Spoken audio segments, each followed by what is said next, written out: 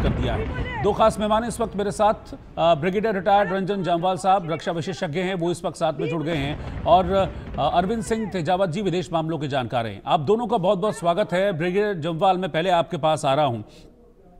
पहले ऐसा लग रहा था कि भाई यूएस की धमकियों से ईरान घुटने टेक देगा, शायद यही सोचकर अमेरिका ने धमकाया भी होगा, ट्रंप ने धमकाया भी होगा कि हमको पता है खामेनेई कहां बैठे हैं, हम मार देंगे, लेकिन अभी हमारा मूड नहीं है मारने का। लेकिन ईरान भी पूरा बराबरी का मुकाबला कर रहा है, बैलिस्टिक मिसाइलों को झोंक दिया है उसने इजराइल में, बड़ा नुकसान इजराइल में भी हुआ है।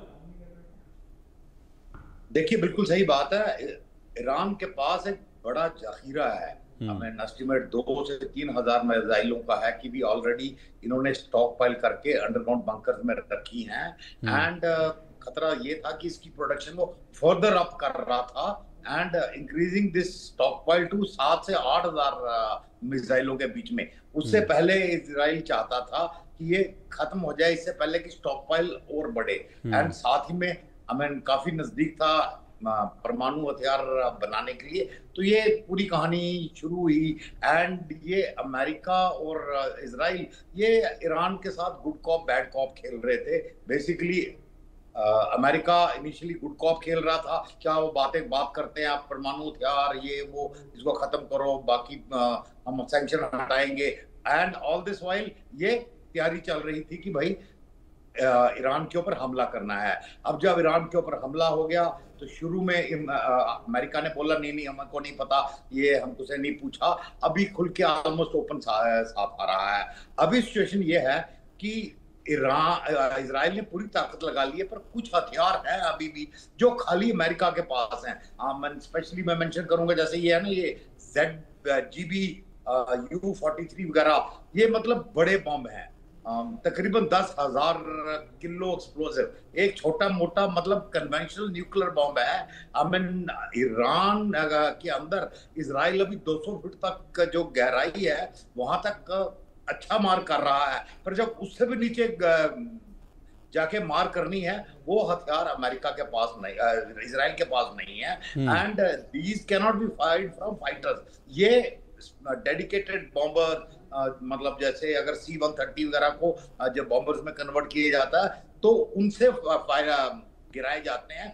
बहुत बड़ा बॉम्ब है, 10,000 किलो, काफी बड़ा, समझ लो कि भी 10 टन का बॉम्ब गिराना है तो काफी गहराई तक जाएगा।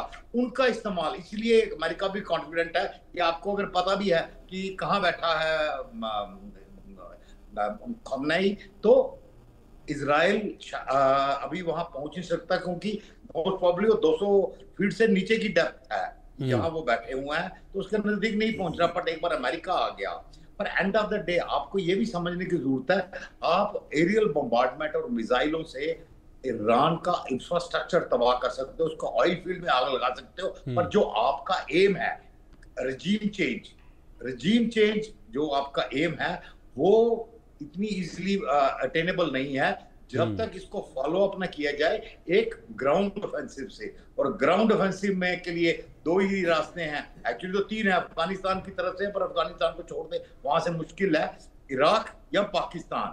यही कारण है कि आज पाकिस्तान का चीफ भी वाशिंगटन में बैठा है, उनकी भी क्लास लग रही है, भैया आपकी जरूरत पड़ेगी तो चुप करके बैठे रहना, हम बलूचिस्तान की तरफ से ग्राउंड ऑफेंसिव लॉन्च करेंगे और आपका एयरबेस से भी हमारे हवाई जहाज उड़ेंगे, आपकी एयर स्पेस भी इस्तेमाल होगी, तो उसके लिए उनको तैयार किया जा रहा है। एंड इराक की तरफ से भी ऑलरेडी जिसने सीरिया से अपने कुछ फौजें निकाल ली हैं, 2 कैंप इनफैक्ट खाली कर दिए हैं, जो उनकी यूनिट थी वो इराक की तरफ मूव कर रही हैं।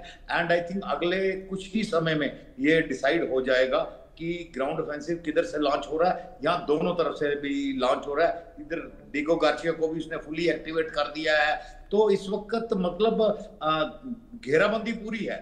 ईरान भी हमले कर रहा है, पर ईरान की लिमिटेशन है, ईरान हवाई हमले नहीं कर पा रहा बिकॉज उसके पास एरियर रिफ्यूलिंग डिस्टेंस 1500 किलोमीटर है, एरियर रिफ्यूलिंग नहीं कर पा रहा, जॉर्डन अलाउ नहीं करता। तो चलो anyway this are the problems and अभी अगले मेरे ख्याल 24 से 48 घंटे में क्लियर हो जाएगा। ठीक है, मैं आपके पास आऊंगा, मैं आगे चलूंगा दूसरे मेहमान के पास, अरविंद तेजावत जी के पास, लेकिन एक ब्रेकिंग न्यूज मैं आपको बता दूं कि तेल अवीव पर ईरान के विध्वंसक हमले जारी हैं। ईरानी मिसाइल के हमलों से तेल अवीव इजराइल की राजधानी दहल गई है। ईरानी हमले के बाद धुएं का जबरदस्त गुबार देखा गया है। ईरान के हमले से तेल अवीव में भारी तबाही और नुकसान की तस्वीरें सामने आ रही हैं।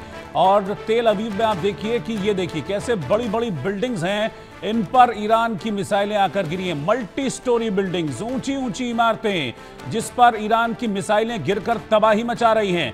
ये आप समझ लीजिए कि ईरान का प्लान है कि वो तेल अवीव को शमशान बना देगा और इसी प्लान के तहत वो इजराइल की राजधानी में बड़े बड़े बम गिरा रहा है। और जरा उन बमों की गर्जना सुनिए, आप जरा सुनिए एक बार।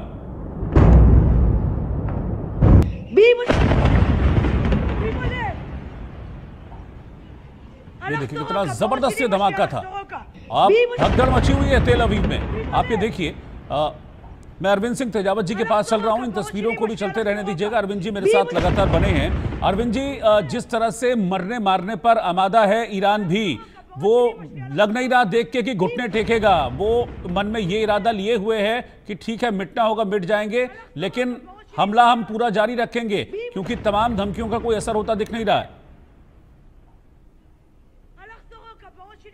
रोहित साहब, आपने बात तो बिल्कुल सही की है। और ये है कि ईरान जिस तरीके से रिएक्ट कर रहा है, मुझे लगता है कि एक बहुत ही ईमानदार तरीके से जो संतुलित जो खबरें प्रसारित करने का जो जिम्मा होना चाहिए वो इंडिया न्यूज कर रहा है।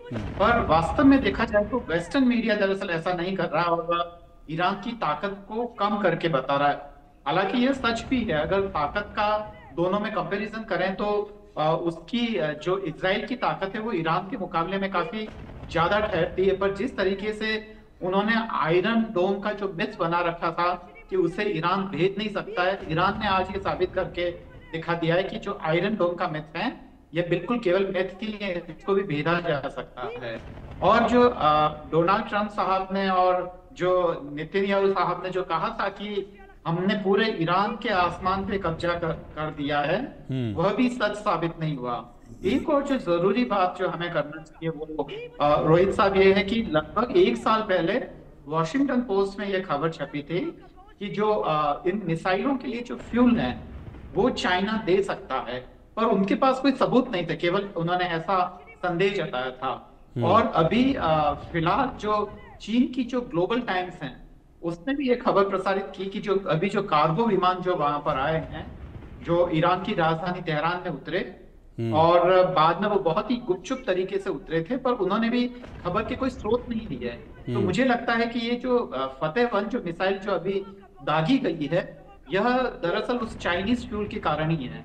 और चाइना का वहां पे बहुत बड़ा, मुझे लगता है कि सबसे ज्यादा अगर चाइना ने कहीं इन्वेस्ट किया है तो वो वेस्ट एशिया ही है और उसका सेंटर पॉइंट ईरान है। तो चीन ये कभी नहीं चाहेगा कि वह उसके हाथ से चला जाए और रूस और एक और शिकस्त बर्दाश्त नहीं करेगा।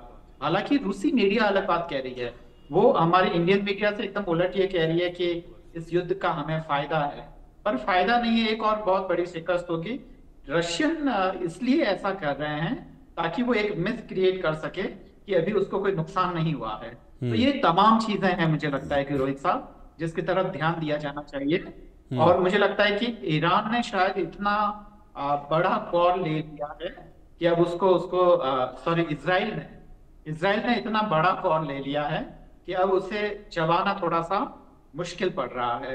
ईरान के लिए ये अस्तित्व की लड़ाई है, क्योंकि अमेरिका और जो इजराइल की शर्तें हैं, मुझे लगता नहीं कि खामनेई साहब के बस की बात या वो मानेंगे, क्योंकि ये करने का मतलब पूरी तरीके से सरेंडर करना और अपने अस्तित्व को मिटा देना है। अभी की तारीख में अगर फतेह-1 अगर वो दरअसल वो फ्यूल से चलने वाली बैलिस्टिक मिसाइल है और फतेह सीरीज की इनके पास क्रूज और बैलिस्टिक दोनों ही टाइप की मिसाइलें हैं। अगर ईरान ने अपनी परमाणु ताकत इजाद कर दी है या आगे आने वाला अगर 1 महीने तक चलता है तो ईरान में वह कैपेसिटी है कि 1 महीने के अंदर वह परमाणु बम इजाद कर सकता है।